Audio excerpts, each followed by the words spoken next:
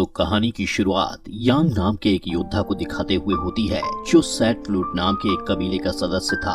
यहाँ पर यांग उनके दुश्मन कबीले के मास्टर को मारने आया हुआ था। पहले तो यांग दुश्मन कबीले के योद्धाओं को एक ही बार में मार गिराता है और फिर उस कबीले के मास्टर को भी बड़ी आसानी से मार डालता है। तभी यांग को यहाँ पर दुश्मन कबीले के मास्टर की एक छोटी सी बच्ची दिखती है जिसे यांग मारने का सोचता है, लेकिन उस बच्ची की खूबसूरत स्माइल देखकर उसका दिल पिघल जाता है। अब क्योंकि यांग के दिल में इतनी भी नफरत नहीं भरी थी कि वो एक छोटी सी बच्ची को मार दे, इसलिए वो उस बच्ची को लेकर वहाँ से जाने लगता है। यांग जानता था कि उसके अपने कबीले यानी सैट फ्लूट के योद्धा उस बच्ची को मार डालेंगे क्योंकि वो दुश्मन कबीले के मास्टर की बच्ची थी। लेकिन जैसे ही वो कुछ दूर जाता है तो वहाँ पर उसके अपने कबीले के योद्धा उस बच्ची को मारने का प्रयास करते हैं और यहीं पर उस छोटी सी बच्ची को बचाने के लिए यांग को अपने ही लोगों की जान लेनी पड़ती है। वो एक एक करके अपने कबीले के योद्धाओं को मारकर वहाँ से अमेरिका के एक छोटे से शहर लॉर्ड में अपने पुराने दोस्त स्माइली के पास जाने के लिए निकल पड़ता है। कुछ दिनों बाद आखिर वो लॉर्ड सिटी में पहुँच जाता है जहाँ पर आधे से भी ज्यादा मकान टूटे पड़े थे और उस शहर में लोग भी बहुत कम रहते थे। यहाँ पर सबसे पहले यांग की मुलाकात रॉन नाम के आदमी से होती है जो एक नंबर का पियक्कड़ था। वो हर समय दारू के नशे में टुन रहता था। तभी वहाँ पर ईद बुल आता है। यांग उसे अपने दोस्त की फोटो दिखाकर उसका एड्रेस पूछता है, जिस पर ईद बुल उसे बताता है कि आपके दोस्त इस्माइली की तो 3 साल पहले ही डेथ हो गई है और वो यहाँ पर एक लॉन्ड्री चलाता था। ईद बुल यांग को उस लॉन्ड्री तक पहुँचाकर वहाँ से चला जाता है। वहीं उस लॉन्ड्री में यांग की मुलाकात लिन नाम की एक लड़की से होती है जो अब तक उस लॉन्ड्री को चला रही थी। लिन पूछती है कि तुम इस्माइली को कैसे जानते हो, जिस पर यांग उसे बताता है कि इस्माइली मेरा बचपन का दोस्त था। तभी लिन उससे पूछती है कि क्या तुम अपनी बेटी के साथ अकेले ही आए हो, जिस पर यांग उसे कहता है कि ये मेरी बेटी नहीं है, इसके पेरेंट्स मर चुके हैं। ये सुनकर लिन को काफी दुख होता है, इसीलिए वो उस बच्ची का नाम अप्रैल रखती है। लिन उसे कहती है कि तुम यहाँ पर रह सकते हो, लेकिन तुम्हें लॉन्ड्री के काम में मेरा हाथ बटाना पड़ेगा। यांग कहता है कि मुझे ये काम नहीं आता, जिस पर लिन कहती है कि कोई बात नहीं, मैं तुम्हें लॉन्ड्री का काम सिखा दूंगी। अगले दिन यांग उस लॉन्ड्री में बैठा होता है कि तभी वहाँ कुछ लड़के आकर उसको कपड़े धोने के लिए देते हैं और साथ ही उसका काफी मजाक भी उड़ाते हैं। लेकिन उनको ऐसा करते देख ईद बुल वहाँ आकर उनको वहाँ से भगा देता है और यांग को खाना खिलाने के लिए अपने साथ ले जाता है। रास्ते में यांग लिन को निशानेबाजी की प्रैक्टिस करते देखता है और फिर वो सभी खाना खाने के लिए आगे चले जाते हैं। अब ऐसे ही यांग धीरे धीरे खुद को यहाँ के माहौल के हिसाब से ढालने लगता है। वो लिन के साथ लॉन्ड्री में हेल्प करवाता है, उन लोगों के साथ खेलता कूदता है और इतना ही नहीं, वो इस बंजर रेगिस्तानी जमीन पर फूलों का बगीचा भी बनाने लगता है जिसमें सभी उसकी मदद भी करते हैं और कुछ महीनों बाद उसके बगीचे में बहुत सारे फूल भी उग जाते हैं। वहीं सभी लोग उस छोटी बच्ची अप्रैल को बहुत प्यार करते थे। यहाँ पर रहते हुए अब यांग को समझ आ जाता है कि किसी भी चीज को मिटाना कितना आसान होता है, लेकिन वहीं उस चीज को बनाने में बहुत ज्यादा मेहनत और टाइम लगता है। एक दिन जब यांग ईद बुल के साथ कार्ड्स खेल रहा होता है तो वो लिन को 1 साल के बच्चे की कब्र पर फूल चढ़ाता देखता है, जिससे वो ईद बुल से पूछता है कि वो किसकी कब्र पर फूल चढ़ा रही है, जिससे ईद बुल उसे लिन के बारे में बताता है कि जब लिन 16 साल की थी तो एक कर्नल नाम का डाकू अपनी गैंग के साथ इस शहर में घुसकर लोगों को लूटता और मारता था।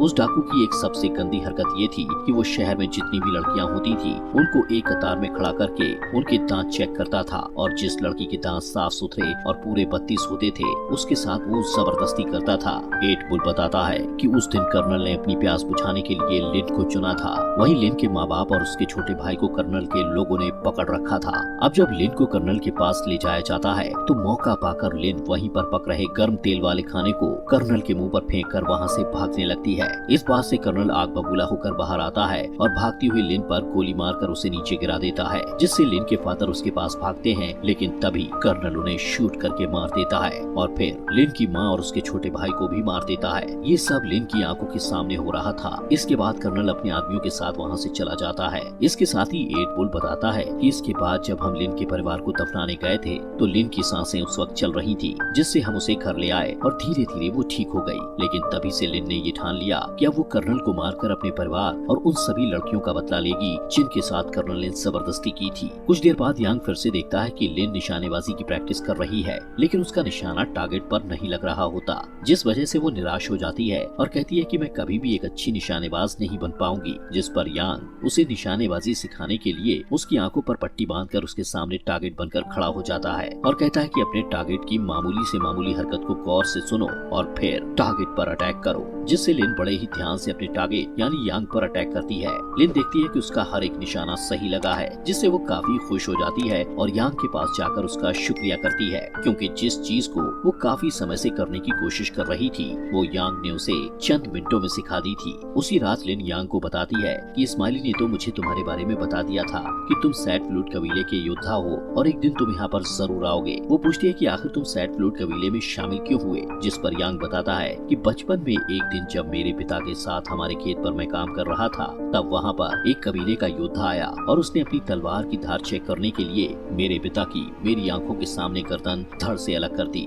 और उसी दिन से मैंने दुनिया का सबसे ताकतवर योद्धा बनने का निर्णय लिया। इसके बाद यांग लिन को अपनी तलवार दिखाता है जो मियान के साथ पूरी तरह से सील की हुई थी। यहाँ पर यांग लिन को अप्रैल के बारे में सब सच बता देता है और कहता है कि अगर मैंने इस तलवार को मियान से बाहर निकाला तो इस तलवार से मैंने जितने भी लोगों को मारा है उन सभी की रूहें रोने लगेंगी, जिनकी आवाज सुनकर मेरे अपने कबीले यानी सैट फ्लूट के योद्धा यहाँ पर अप्रैल को मारने के लिए आ जाएंगे। इसके बाद यांग लिन को कई दिनों तक तलवारबाजी सिखाता है और फिर क्रिसमस का दिन आ जाता है, जिसे ये लोग बहुत ही खुशी से नाचते गाते हुए मना रहे होते हैं। लेकिन तभी कर्नल अपने आदमियों के साथ वहाँ पर आकर उन लोगों पर अत्याचार करने लगता है। वो लोग जोकर बने हुए आदमी के सर पर पानी की बाल्टी रखकर उस बाल्टी पर शूट करते हैं, जिसके बाद कर्नल उसके सर पर एक ग्लास ड्रिंक रख देता है और जैसे ही वो उस ग्लास पर शूट करने लगता है तभी वहाँ रॉन नशे की हालत में आकर पहले उस ड्रिंक को पीता है और फिर कर्नल का मजाक उड़ाने लगता है, जिससे कर्नल को काफी गुस्सा आता है। वो अपने एक आदमी को कहता है कि इसको घोड़े के पीछे बांधकर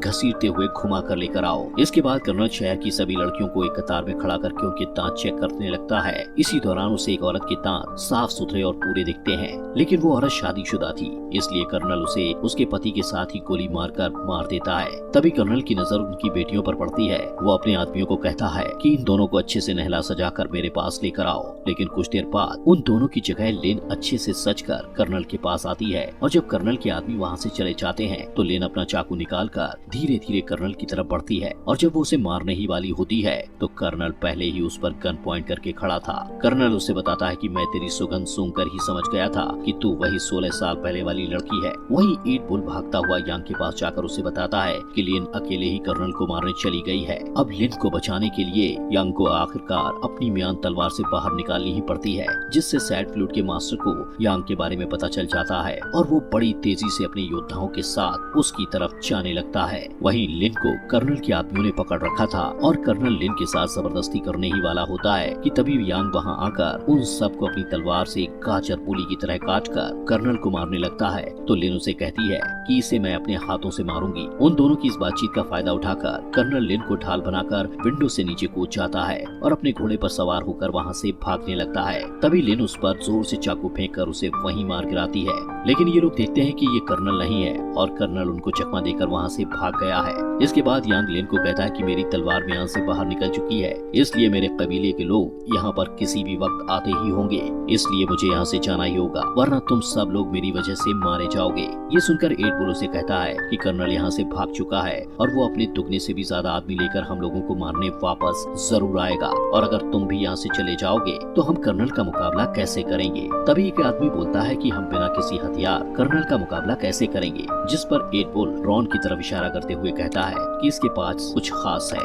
इसके बाद रॉन उनको अपनी वाइफ की कब्र खोदने को कहता है और उसकी वाइफ की कब्र में उन्हें रॉन के द्वारा छुपाए गए बहुत सारे हथियार मिलते हैं। दरअसल रॉन की वाइफ ने मरते समय उसको एक वादा करने को कहा था कि वो जिंदगी में कभी भी हथियार नहीं उठाएगा, लेकिन अब मजबूरी में रॉन को अपनी वाइफ से किया हुआ वादा तोड़ना पड़ता है। इसके बाद वो सभी लोग उन बंदूकों को चलाने का अभ्यास करने लगते हैं। अगले दिन कर्नल अपने बहुत सारे आदमियों के साथ उनकी तरफ आ रहा होता है। उधर यांग अपनी तलवार निकालकर उनके सामने खड़ा था, वहीं रॉन एक ऊंचे टावर पर उन पर निशाना साधे खड़ा होता है। अब जैसे ही कर्नल अपने आदमियों के साथ शहर में एंटर होता है तभी रॉन एक डायनामाइट पर शूट करके उसे ब्लास्ट कर देता है, जिससे कर्नल के काफी सारे आदमी मारे जाते हैं और चारों तरफ धुआं फैलने की वजह से यांग कर्नल के आदमियों को मारने लगता है। वहीं रॉन भी कर्नल के आदमियों पर शूट कर रहा होता है, जिससे कर्नल अपने आदमियों को रॉन को मारने के लिए टावर पर भेजता है, लेकिन कर्नल के आदमियों के वहां पहुंचने से पहले ही रॉन रस्सी के सहारे वहां से नीचे उतर जाता है। तभी उस जगह पर रॉन का लगाया हुआ डायनामाइट ब्लास्ट हो जाता है, जिससे कर्नल के कुछ आदमी मर जाते हैं।